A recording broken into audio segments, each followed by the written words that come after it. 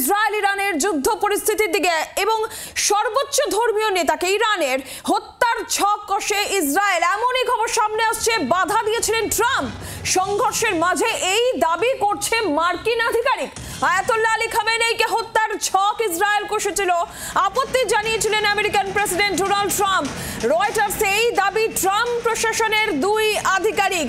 যে পরিস্থিতি এই মুহূর্তে রয়েছে, ইরানে ইসরায়েলে মিসাইল হানা অব্যাহত রয়েছে এবং রবিবার রাত থেকে আজ ভোর পর্যন্ত সেই হামলা, একে অপরকে লক্ষ্য করে অজস্র মিসাইল ছুটছে দুই দেশ। এই পরিস্থিতিতে দাঁড়িয়ে এই দাবি ট্রাম্প প্রশাসনের দুই আধিকারিকের, যেখানে বলা হচ্ছে যে ইরানের যে সর্বোচ্চ ধর্মীয় নেতা তাকে হত্যার ছক কষা হয়েছিল। ইরানের সর্বোচ্চ ধর্মীয় নেতা আয়াতুল্লাহ আলী খামেনিকে হত্যার ছক কষেছিল ইসরায়েল।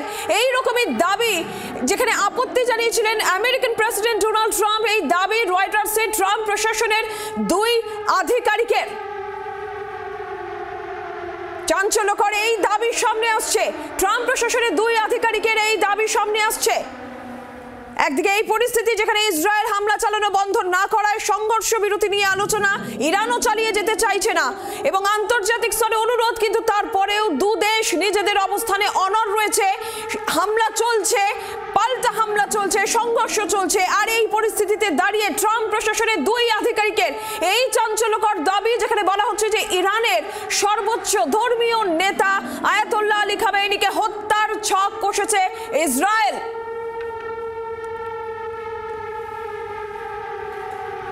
শুধুমাত্র এই দাবি নয়, আরো চাঞ্চল্যকর দাবি এই পরিস্থিতিতে সামনে আসছে। যুদ্ধ চলছে আর তার মধ্যেই এবার ইসরায়েলের প্রধানমন্ত্রীর যে দাবি, প্রেসিডেন্ট ট্রাম্পকে হত্যার ছক কষেছে ইরান।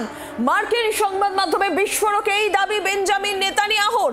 মোসাদের কাছে গোপন তথ্য রয়েছে, ইরানের হিট লিস্টে রয়েছেন মার্কিন প্রেসিডেন্ট ডোনাল্ড ট্রাম্প। মার্কিন সংবাদ মাধ্যমকে দেওয়া সাক্ষাৎকারে এই দাবি করলেন ইসরায়েলের প্রধানমন্ত্রী। চাঞ্চল্যকর এই দুই দাবি যখন সামনে আসছে, যে পরিস্থিতিতে, যেখানে এই যুদ্ধ পরিস্থিতি, ইসরায়েল এবং ইরান তারা কোনোভাবেই হামলা থামাচ্ছে না, সংঘর্ষ তারা চালিয়ে নিয়ে যাবেন বারবার দুই দেশ বলছে, এবং তার মধ্যে দাঁড়িয়ে এই দাবি সামনে আসছে। বেঞ্জামিন নেতানিয়াহু কি বলেছেন শুনুন।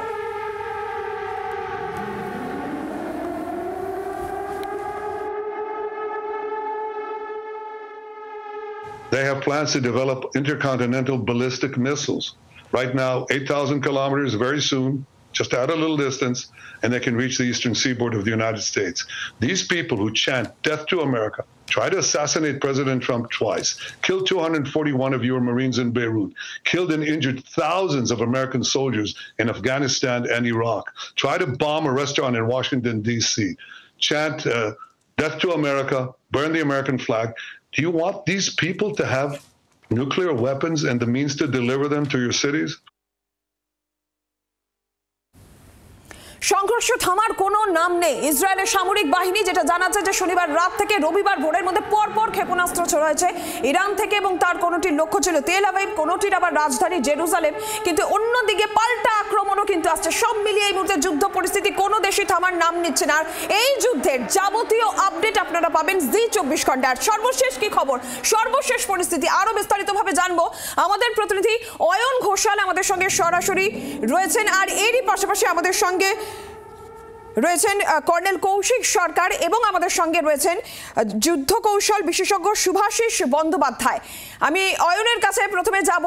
অয়ন, ঠিক কি জানতে পারা যাচ্ছে? একের পর এক হামলা, পাল্টা হামলা, যুদ্ধ থামার বা কোনো দেশ কোনো আলোচনায় আসার জায়গায় নেই।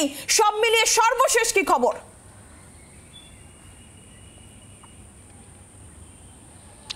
মধ্যপ্রাচ্যের এই মুহূর্তে যা পরিস্থিতি, তাতে যুদ্ধ তো ইতিমধ্যেই শুরু হয়ে গেছে, কিন্তু সেই যুদ্ধের তীব্রতা এবং ভয়াবহতা যে আরও উত্তরোত্তর বাড়তে চলেছে তা কিন্তু এই দুটি চাঞ্চল্যকর বয়ানে একেবারে পরিষ্কার।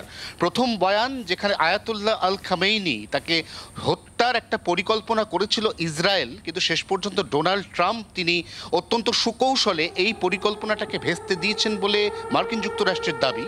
কারণ মার্কিন যুক্তরাষ্ট্র, হোয়াইট হাউস, তার যুক্তি ছিল যে ইরানের ওপর যেরকম যুদ্ধ হচ্ছে সেটা হতে পারে, সেটা হওয়ার যৌক্তিকতা রয়েছে, কারণ ইরান কোনোভাবেই আন্তর্জাতিক পরমাণু সমঝোতা চুক্তিতে সই করতে চাইছে না এবং নিজের দেশের নিরাপত্তার অছিলায় আরও বেশি বেশি করে নিউক্লিয়ার অর্থাৎ পারমাণবিক শক্তি বৃদ্ধির গবেষণা চালিয়ে যাচ্ছে নিরন্তর। কিন্তু এই অবস্থায় যদি শীর্ষ নেতা এবং তার সঙ্গে ধর্মগুরু আয়াতুল্লাহ আল খামেনি তার উপর আক্রমণ হতো, তাহলে কিন্তু সেক্ষেত্রে গোটা ইসলামিক কান্ট্রিগুলো একযোগে আমেরিকার বিরুদ্ধাচরণ করতে পারত, যাতে ইরানের বেশি অ্যাডভান্টেজ হতো। ঠিক এই জায়গাটাকে প্রতিহত করার জন্য মার্কিন যুক্তরাষ্ট্রের এই বারুণ বা এই কৌশল বলে মনে করছে আন্তর্জাতিক মহল, এক। এবং দুই, বেঞ্জামিন নেতানিয়াহু যে চাঞ্চল্যকর দাবি করেছেন সেটা হচ্ছে হোয়াইট হাউসে ট্রাম্পের ওপর হামলার ইরানের ছক। এই ছকের ব্যাপারে এখনো পর্যন্ত হোয়াইট হাউস অফিসিয়ালি কোনো কনফার্মেশন দেয়নি, কিন্তু নিশ্চিত করে ইসরায়েল তার নিজের সমস্ত যে ইন্টেলিজেন্স সূত্র সেগুলিকে উদ্ধৃত করে জানাচ্ছে এরকম একটা হামলার ছক বা ষড়যন্ত্র চলছে। এবং এই যে বয়ান এবং তার পরিপ্রেক্ষিতে যে পাল্টা বয়ান, এই দুই বয়ানের মধ্যে এই মুহূর্তে যে দুটো দেশ মুহুর্মুহু পরস্পরের দিকে, কখনো ড্রোন, কখনো মিসাইল, কখনো এবং সেই হামলা কোনোভাবেই থামার জায়গায় তো এই মুহূর্ত পর্যন্ত নেই। যাবতীয় যুদ্ধ সংক্রান্ত যাবতীয় আপডেট আপনাদের আমরা জানাতে থাকবো। জি 24 ঘন্টার পর্দা আপনারা সেই আপডেট পাবেন। অয়ন, তুমি আমাদের সঙ্গে থাকো। আমি এই জায়গা থেকে কর্নেল কৌশিক সরকারের কাছে আসি। কর্নেল সরকার, যে চাঞ্চল্যকর দাবি, এই পরিস্থিতিতে দাঁড়িয়ে যে চাঞ্চল্যকর দাবি একদিকে বেঞ্জামিন নেতানিয়াহু করছেন, ইরানের হিট লিস্টে রয়েছেন মার্কিন প্রেসিডেন্ট, অন্যদিকে ইরানের সর্বোচ্চ ধর্মীয় নেতা খামেনি, তাকে হত্যার ছক কষা হয়েছিল, এই দাবি আবার দুই মার্কিন আধিকারিক করছেন। এই পরিস্থিতিতে দাঁড়িয়ে এই দুই চাঞ্চল্যকর দাবি।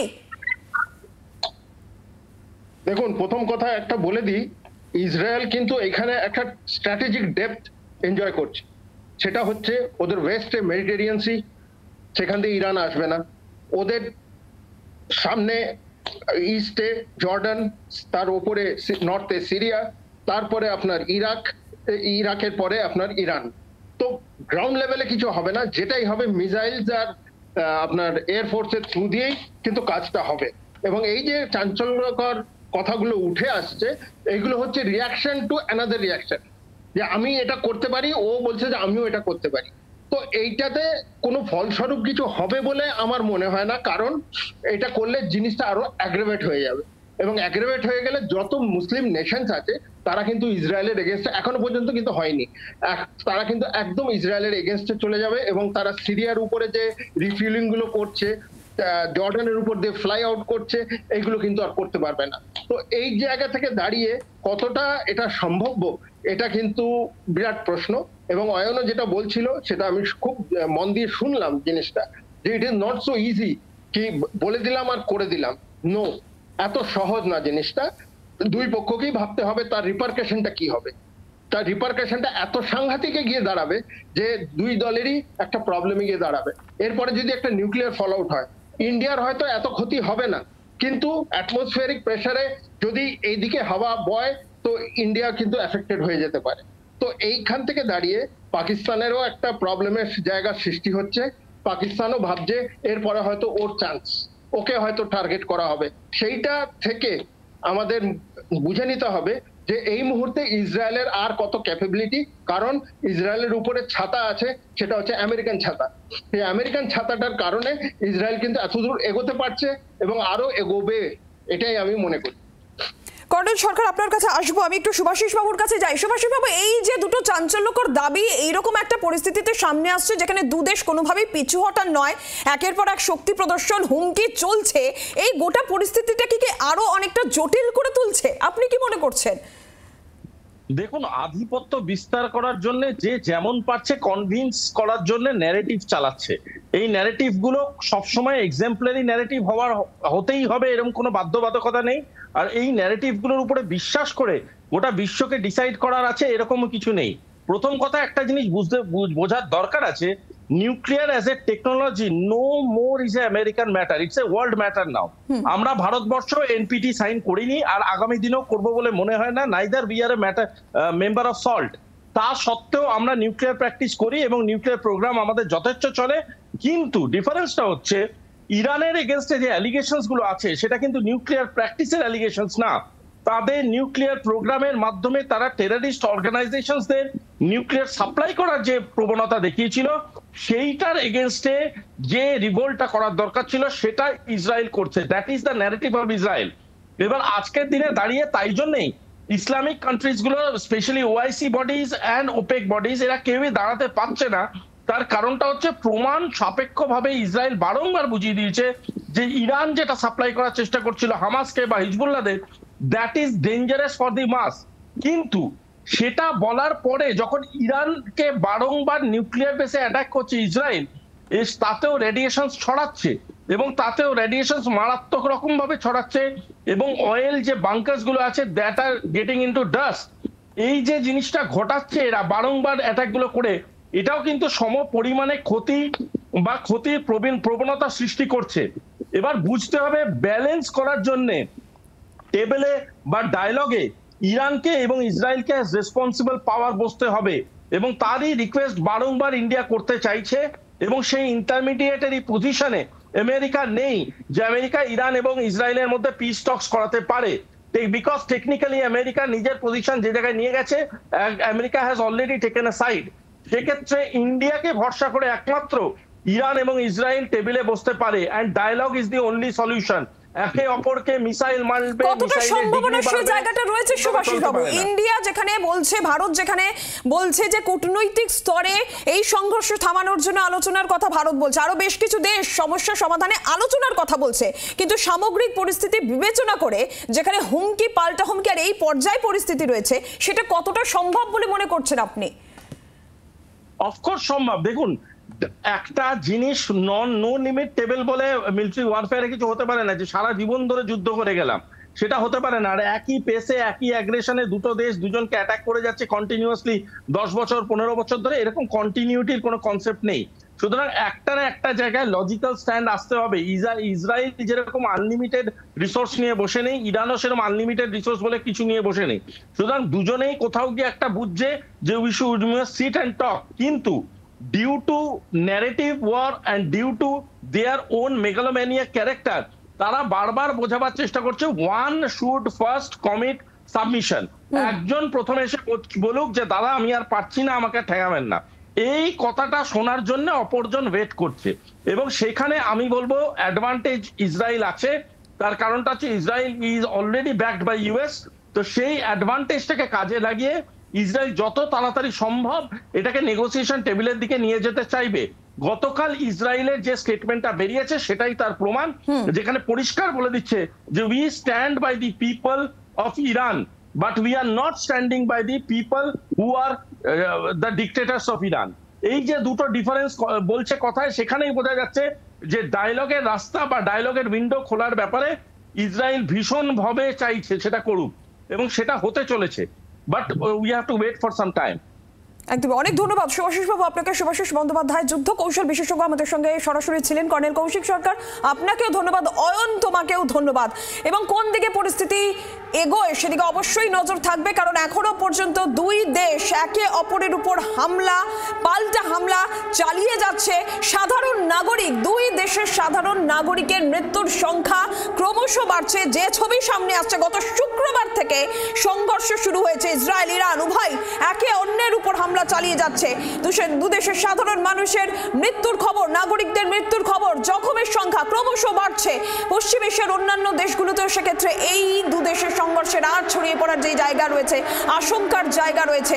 এবং তেহরান যে অভিযোগ করছে যে তাদের যে তেল শোধনাগার সেগুলো লক্ষ্য করে টানা মিসাইল ছোড়া হচ্ছে, পারমাণবিক পরিকাঠামো সেদিকে টার্গেট করছে ইসরায়েল, ঘন বসতিপূর্ণ এলাকা লক্ষ্য করে বিমান হামলার জন্য নিরীহ নাগরিকের মৃত্যু হচ্ছে, এই অভিযোগ যেখানে তেহরান করছে, পাল্টা ইসরায়েলও কিন্তু জ্বলছে। সেই ছবিও সামনে আসছে, ঘন ঘন সাইরেন বাজছে, মিসাইল অ্যাটাক, সব মিলিয়ে এই মুহূর্তে একেবারে বিপর্যস্ত দু দেশের যে ছবি সামনে আসছে। বহুতলে আগুন, জনবসতি এলাকা কার্যত ধ্বংসস্তূপে পরিণত হচ্ছে এবং সাধারণ নাগরিকের মৃত্যু, মৃতের সংখ্যাও ক্রমশ বাড়ছে জখমের সংখ্যাও। কোন দিকে এগোয় পরিস্থিতি অবশ্যই নজর থাকবে এবং যুদ্ধের যাবতীয় আপডেট আপনারা পাবেন জি 24 ঘন্টায়।